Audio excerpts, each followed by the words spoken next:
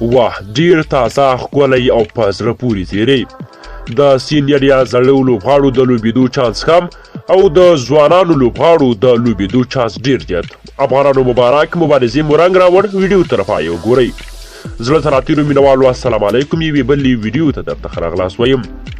تېره ورځ د افغانستان کرکټ بورډ د غوروي کمیټې د آیرلینډ پر وړاندې د مارچ په میاشت کې د 3 ورځو لوبو لړۍ لپاره د افغان لوبډلې 15 کسیزه سکواډ اعلان کړ چې تر اعلان وروسته پرې په ټولنیزو رسنیو کې سختې نیوکې وشوې. په دغه لوبډله کې یو نیم کال وروسته شاپور زدران هم اخیستل شوی و. همداراز یو بل پخوانی لوبغاړی سمیع الله شینواري ته هم ځای ورکړل شوی و چې له دې لامله پرې خلکو نیوکې کولې، غوښتنه یې کوله چې ځوانو لوبغاړو ته د چانس ورکړل شي. نن تازه د افغانستان کرکټ بورډ په خپله رسمي فیسبوک پاڼه یو مطلب خپور کړی او په هغې کې د لوبغاړو د انتخاب په اړه خبرې کړي دي او همداراز دی هم ویلي دي چې د مینوالو سره به اخلاص وي چې لوبغاړي څنګه ملي لوبډله کې انتخابېږي.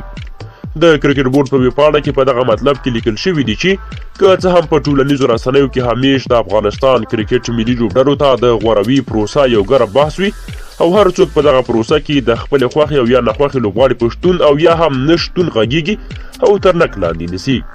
کرکټ بورډ لیکي چې غوروي کمیټه د یوه سیستم له لارې کار کوي او همیش د اړتیا او وړتیا له مخې لوبغاړو ته په لوبډلو کې د لوبېدو چانس برابروي. دوی همداراز وایي چې د کرکټ بورډ اوسنی مشرتابه هم ورسره په دې برخه کې همکاري کوي تر څو پخواني لوبغاړي په تدریجي ډول خپل ځای ځوانو لوبغاړو ته پرېږدي.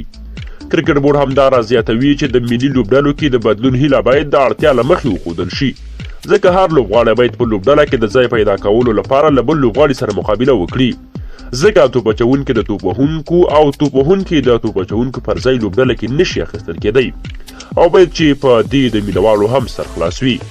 کرکټ بورډ همداراز په دغه مطلب کې دا هم ویلي دي چې همیش ښه ځلیدونکي لوبغاړي د دې چانس نه لري چې ورته په ملي لوبډله کې ځای ورکړل شي. خو په وینا یې چې افغان کرکټ بورډ په دې توانېدلی دی چې د شپږو ترسره شویو 19 کلنو نړیوال جامونو څخه لوبغاړو ته په ملي لوبډله کې ځای ورکړي. د یادولو ده چې د غوروي پروسه په کرکټ بورډ کې یوه هغه پروسه ده چې تل د کرکټ د مینوالو تر نیوکو لاندې وي او که د کرکټ بورډ د رسمي فیسبوک پاڼه کې د خلکو تبصرې وکتل شي هم ترې په واضحه ډول معلومیږي چې د کرکټ مینوال د کرکټ د غوروي کمیټې نه څومره خفه او څومره نیوکې پرې کوي. نو ستاسې نظر څه دی؟ ډېره مننه. ویډیو لایک کړئ، خپلو دوستانو سره شریکه کړئ او زموږ چینل ضرور سبسکرایب کړئ. تر بیا ښې چارې.